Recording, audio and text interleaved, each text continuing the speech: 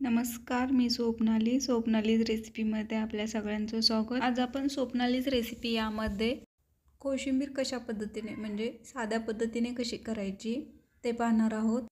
तर आपण कोशिंबीर ही खूप साध्या पद्धतीने करणार आहोत। त्यासाठी मी इथे एक टोमॅटो घेतला आहे आणि ते व्यवस्थित छानसं असं छोटं बारीक चिरलेलं आहे बारीक।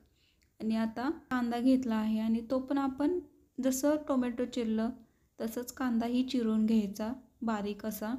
कांदा टोमॅटो हे आता आपण बारीक चिरून घेतला आहे। तर आता हे चिरलेला कांदा टोमॅटो एका बाउलमध्ये काढून घ्यायचा। कांदा टोमॅटो बारीक चिरल्याने काय होतं, आपली कोशिंबीर आहे ती मिक्स करायला सोपी पडते, त्यामुळे आपण बारीक चिरून घ्यायचं। आणि इथे आपण आता ककडी किसून घ्यायची। ककडी किसून झाली की आपली आता आपण हे व्यवस्थित मिक्स करून घ्यायचं चमच्याच्या साहाय्याने।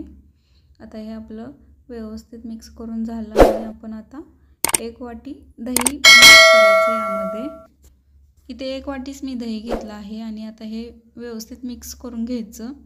आता हे व्यवस्थित मिक्स करून झालं की आपण आता यामध्ये डाळिंब ॲड करायचं। 1 वाटीला थोडंसं कमीच आहे। आता हे सगळं व्यवस्थित मिक्स करून घ्यायचं। तर हे व्यवस्थित मिक्स करून झालं की आता आपण यासाठी कोथिंबीर चिरूया।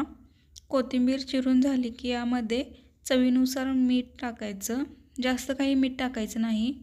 आणि 1 मिरची बारीक चिरून टाकायची, म्हणजे थोडीशी तिखट होईल आपली कोशिंबीर।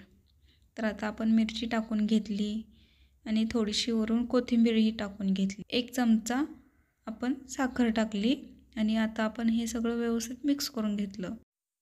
आता ही आपली कोशिंबीर तयार आहे।